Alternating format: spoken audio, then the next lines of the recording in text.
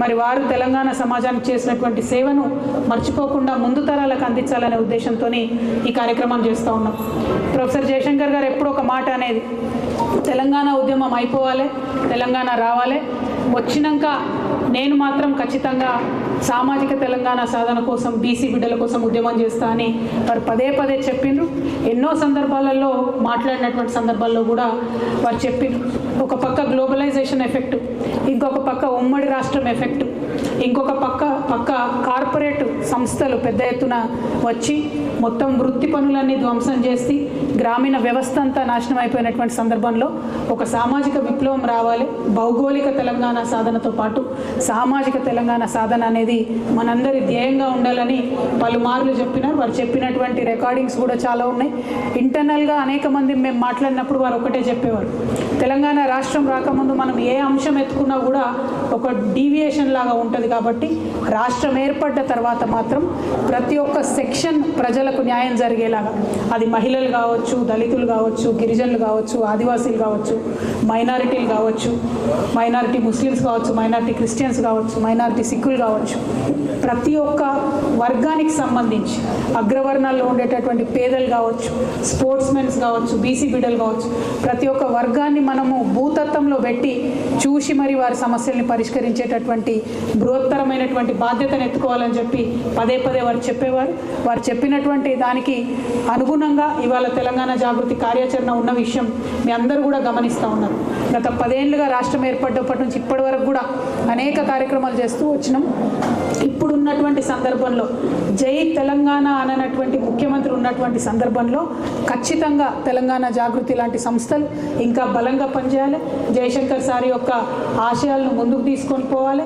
తెలంగాణ సోయి అనేటటువంటిది మనం చేసే ప్రతి పనిలో కూడా ఉండాలనే విషయాన్ని ఈ సందర్భంగా మళ్ళీ ఒకసారి గుర్తు చేస్తున్నాం. సామాజిక తెలంగాణ సాధన అంటే ఢిల్లీకి పోయి ఒట్టి ధర్నాలు చేసుడు కాదు. సామాజిక తెలంగాణ సాధన అంటే ఇక్కడ గ్రామానికి గల్లీకి పోయి ప్రతి ఒక్కరి యొక్క లైఫ్ స్టైల్ అర్థం చేసుకొని ఆ లైఫ్ స్టైల్లో ఎంతో కొంత మార్పు తీసుకురాగలగడం సామాజిక తెలంగాణ సాధన అన్న విషయం తెలంగాణ జాగృతి నాయకులం, కార్యకర్తలం మళ్ళీ ఒకసారి ఆ కాజ్ కోసం, ఆ గోల్ కోసం ఇవాళ పునరంకితం అవ్వాల్సినటువంటి సందర్భాన్ని కూడా కార్యకర్తలకు, నాయకులకు అందరికీ కూడా గుర్తు చేస్తూ ఉన్నాను. మరి వారి స్ఫూర్తితో ముందుకు పోతున్నాం. ఒక పక్క సాంస్కృతిక విప్లవం, ఇంకొక పక్క సామాజిక విప్లవం, రెండింటిని కూడా తీసుకొని జాగృతి ముందుకెళ్తుందని చెప్పి మళ్ళీ ఒకసారి తెలియజేస్తూ ఉన్నాం. నిన్న మీరు చూసిండ్రు ధర్నా 72 గంటలు మేము తలపెట్టినటువంటి ధర్నాను ప్రభుత్వం చిన్న కుయుక్తితోని మరి కోర్టులో మాకు అనుగుణంగా తీర్పు రాకుండా 5 రోజులు వాళ్ళు టైం అడిగి క్యాన్సిల్ చేయడం జరిగింది. ఎందుకోసం క్యాన్సిల్ చేసిరంటే ఇవాళ అక్కడ ఢిల్లీలో కాంగ్రెస్ పార్టీ వాళ్ళు పెట్టినటువంటి ధర్నా కోసమే మా ధర్నాను బ్రేక్ చేసిరని చెప్పి మేము బలంగా నమ్ముతా ఉన్నాం. మరి ఇవాళ అక్కడ ఢిల్లీలో 2 రోజుల దీక్షతోని వాళ్ళు ఏం చేస్తారో, ఏం సాధిస్తారో కూడా తెలంగాణ ప్రజల ముంగట ఉంటుంది. మేము మళ్ళీ డిమాండ్ చేస్తున్నాం, మీరు రాష్ట్రపతి గారి దగ్గరికి వెళ్ళాలి. రాష్ట్రపతి గారు ఇంకా కూడా బీసీ బిల్లును తొక్కుపట్టే ప్రయత్నం చేస్తే మీరు సుప్రీంకోర్టుకి వెళ్ళాలి. ఆర్డినెన్స్ని గవర్నర్ ఆపితే మీరు సుప్రీంకోర్టుకు పోవాలి. అటువంటి నిర్దిష్టమైనటువంటి చర్యలు చేయకుండా మీరు ఎన్ని ఊకదంపుడు ఉపన్యాసాలు చెప్పినా కేవలం అది తెలంగాణ బిడ్డలను మోసం చేస్తున్నారని మేము భావించాల్సి ఉంటుందని ప్రభుత్వాన్ని మళ్ళీ ఒకసారి హెచ్చరిక చేస్తూ, దొంగ దీక్షలు కాదు, నిజమైన దీక్షలు చేయండి, రిజల్ట్ వచ్చే దీక్షలు చేయండి, రిజల్ట్ వచ్చే పనులు చేయాలని ప్రభుత్వాన్ని డిమాండ్ చేస్తూ ఉన్నాను. తెలంగాణ జాగృతి నుండి త్వరలోనే పెద్ద ఎత్తున కమిటీలు వేయడం జరుగుతుంది. ఎందుకంటే నిన్న దీక్షలో ఉంటామేమో అని ఇవాళటి కోసం మేము ప్రిపేర్ కాలేదు. బట్ ఈ నెలలోనే 15 ఆగస్టు లోపలనే పెద్ద ఎత్తున జాగృతి కమిటీలన్నీ కూడా వేస్తాం. ఇదివరకు ఉన్నటువంటి శాఖలతో పాటు ఇంకా కొన్ని శాఖలను మేము ఎంచుకున్నటువంటి ఇంకా మైక్రో లెవెల్లో పనిచేయాల్సినటువంటి రంగాలకు సంబంధించి శాఖోపశాఖలుగా విస్తరించే విధంగా తెలంగాణ జాగృతి కోసం ప్రణాళికలు సిద్ధం చేసి ఉంచినాం.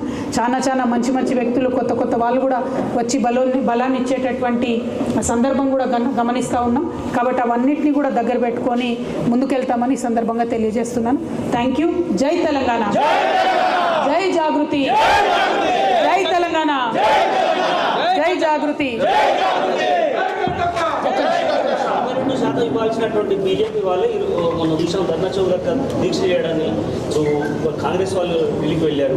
ఓవరాల్ ఎపిసోడ్ అంటే ప్రధానంగా ఒకటే అండి, 2 పార్టీలు ఎవరైతే చిత్తశుద్ధితోని రిజల్ట్ ఓరియంటెడ్గా పనిచేయాలనో ఆ రెండు పార్టీలు కాంగ్రెస్ కానీ బీజేపీ కానీ ఇద్దరు పరస్పరం నేను కొట్టినట్టు చేస్తాను నువ్వు ఏడిచినట్టు చేయని ఒకరినొకరు కలుపుకొని మరి నాటకం చేస్తున్నటువంటి విషయం తెలంగాణ బిడ్డలు ఇప్పటికే గమనించిండ్రు. ఇంకా పెద్ద ఎత్తున అది అర్థమవుతున్నది రోజు రోజుకి.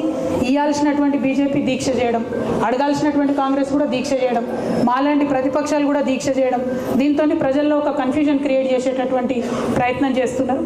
కానీ తెలంగాణ ప్రజలు విఘ్నులు, తప్పకుండా గుర్తుపడతారు వీళ్ళ ప్రయత్నాన్ని. తెలంగాణ జాగృతి మాత్రం సామాజిక తెలంగాణ సాధన కోసం ఏ ఒక్క అంశాన్ని కూడా వదిలిపెట్టకుండా ముందుకెళ్తాం. రెండు పార్టీలను కూడా ఎండగడతామని తెలియజేస్తాం. నిపుణులతో మేము సంప్రదిస్తూ ఉన్నామండి. ఇప్పుడు ఈ ఢిల్లీలో కాంగ్రెస్ చేస్తున్నటువంటి 2 రోజుల హడావుడి ఏదైతే ఉందో అట్లీస్ట్ దాని తర్వాత కనీసం రాహుల్ గాంధీ గారు ఒక్కసారైనా పార్లమెంట్లో మాట్లాడతారా, సోనియా గాంధీ గారు రాష్ట్రపతి గారు అపాయింట్మెంట్ కోరరా, ఈ అన్ని అంశాలను కూడా చూసిన తర్వాత మా యొక్క కార్యాచరణ ప్రకటిస్తాం. మీకు తెలుసు ఇదివరకు మేము రైలు రోకో ప్రకటిస్తామని చెప్పి చేసి గ్రామాన ప్రచారం చేసిన తర్వాత తప్పనిసరి పరిస్థితుల్లో రాష్ట్ర ప్రభుత్వం ఆర్డినెన్స్ని ప్రకటించింది. ఇప్పుడు ఆ ఆర్డినెన్స్ని గవర్నర్ గారి దగ్గర పాస్ చేయించుకోవడానికి రాష్ట్ర ప్రభుత్వం చేసే ప్రయత్నాలు ఫలిస్తాయా లేదా మనకు 1-2 డేస్లో తెలిసిపోతుంది. లేకపోతే ఖచ్చితంగా మంచి పెద్ద ప్రజా ఆందోళనకు రూపకల్పన చేయడంలో జాగృతి ముందుంటుందని కూడా తెలియజేస్తాం.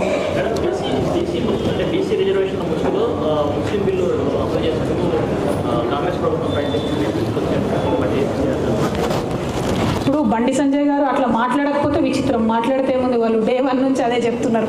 బీసీల నోటికాడి ముద్ద గుంజుకోవడానికి భారతీయ జనతా పార్టీ అన్ని ప్రయత్నాలు చేస్తున్నది. ఇది చాలా దారుణం. బీజేపీ యొక్క బీసీ వ్యతిరేక వైఖరిని ప్రజలందరూ కూడా గమనిస్తున్నారు. ఇప్పటి వరకు కూడా రాష్ట్ర ప్రభుత్వం 42%లో ముస్లిమ్స్ ఉన్నారా లేదా, బీసీలలో ఎంతమందికి ఏ పర్సంటేజ్ ఇస్తున్నారని కూడా చెప్పనటువంటి పరిస్థితిని చూస్తున్నాం. వీళ్ళు చెప్పనే లేదు. బండి సంజయ్ గారికి ఎట్లా తెలిసింది ముస్లిమ్స్ ఉన్నారా లేదా అని? ముస్లిమ్స్ ఉన్నారు కాబట్టి మేము ఇయ్యమటు. అల్టిమేట్గా 42% ఆర్డినెన్స్ కానీ 42% బిల్లు కానీ గవర్నర్ గారి దగ్గర రాష్ట్రపతి దగ్గర పాస్ చేయాల్సినటువంటి బీజేపీ చేయకుండా తెలంగాణ బీసీలను మోసం చేస్తుందన్న విషయం మళ్ళొకసారి రుజువైంది. ఖచ్చితంగా భారతీయ జనతా పార్టీకి బీసీలు, తెలంగాణ బీసీలు రానున్న రోజుల్లో బుద్ధి చెప్తారని చెప్పి నేను బలంగా విశ్వసిస్తున్నాను. గతంలో అఖిలపక్షాన్ని కూడా ఢిల్లీ లింకే తీసుకెళ్తామని చెప్పేసి కూడా గతంలో ఉన్న కాంగ్రెస్ పార్టీ, కానీ ఓన్లీ ప్రభుత్వానికి సంబంధించిన వాళ్ళు మాత్రమే వెళ్ళారు. అఖిలపక్షం వెళ్ళకుండా కూడా రాష్ట్రపతిని కలిస్తే ఏమైనా అనుకూలత ఉంటుందంటారా బీజేపీ? మీకు గుర్తుండుంటుంది, తెలంగాణ ఉద్యమ సందర్భంలో మనం అనేక పర్యాయాలు తెలంగాణ ఉద్యమం చేసేవాళ్ళం. ప్రతి ఒక్క పార్టీ దగ్గరికి పోయి జై తెలంగాణ అనిపించేది. ఎందుకు? రాజకీయంగా ఒక పార్టీ, ఏ ఒక్క పార్టీ, అది చిన్నదా పెద్దదా అన్నది కాదు, పార్టీ అనేటటువంటిది మద్దతు ఇస్తే ఒక అంశానికి ఆ అంశానికి బలం చేకూరుతుంది. కాబట్టి ఇవాళ కూడా బీసీలకు సంబంధించి బీసీ బిల్లు అసెంబ్లీలో పాస్ అయ్యేటప్పుడు మేము ముఖ్యమంత్రి గారిని అదే డిమాండ్ చేసినాం, మీరు అఖిలపక్షం తీసుకొని వెళ్ళండి. ఎందుకంటే అసెంబ్లీలో అన్ని పార్టీలు మద్దతు ఇచ్చిన, ఇంక్లూడింగ్ బీజేపీ, అదే 42%. ఆనాడు డీటెయిల్స్ ఇవ్వకుండా కూడా బీజేపీ మద్దతు ఇచ్చింది అసెంబ్లీలో. ఇవాళనేమో డీటెయిల్స్ ఇస్తలేరు, మరి అందులో ముస్లిమ్స్ ఉన్నారేమో అనేటటువంటి అనుమానంతో చేయమని చెప్తుంది. సో వీళ్ళందరినీ ఎక్స్పోజ్ చేయాలంటే ముఖ్యమంత్రి గారు ఖచ్చితంగా బీజేపీ రాష్ట్ర అధ్యక్షునికి లేఖ రాసేది ఉండే, నడవండి ఢిల్లీకి పోదామని. ముఖ్యమంత్రి గారు లేఖ రాయారు, ఈయననేమో అటుపుల్లలు వేస్తారు. అంటే ఇద్దరు కలిసే నాటకాలు ఆడుతున్నారన్న విషయం మళ్ళొకసారి ప్రజల ముందు ఎక్స్పోజ్ అవుతూ ఉంది. ఇప్పటికి కూడా నేను డిమాండ్ చేస్తూ ఉన్న ప్రభుత్వాన్ని, మీరు ప్రతి రాష్ట్ర అధ్యక్షుడు, ప్రతి పార్టీ రాష్ట్ర అధ్యక్షుడికి ఉత్తరం రాయండి, వారిని తీసుకొని ఒక డెలిగేషన్ తీసుకొని, ఆల్ పార్టీ డెలిగేషన్ ఢిల్లీకి వెళ్ళండి. దానివల్ల మాత్రమే రిజల్ట్ ఉంటుంది. తప్పితే అనవసరంగా మీరు పోయి షో చేసి ఢిల్లీలో మీడియాలో టీవీలో కవర్ అవుతారు కావచ్చు, కానీ రిజల్ట్ మాత్రం ఉండదన్న విషయం నేను ప్రభుత్వాన్ని డిమాండ్ చేసి చెప్తాను. Thank you. జై తెలంగాణ, జై జాగృతి. కొనసాగిస్తాం ప్రొఫెసర్ జయశంకర్ గారి ఆశయాలను, కొనసాగిస్తాం తెలంగాణ అమరవీరుల ఆశయాలను. జై తెలంగాణ.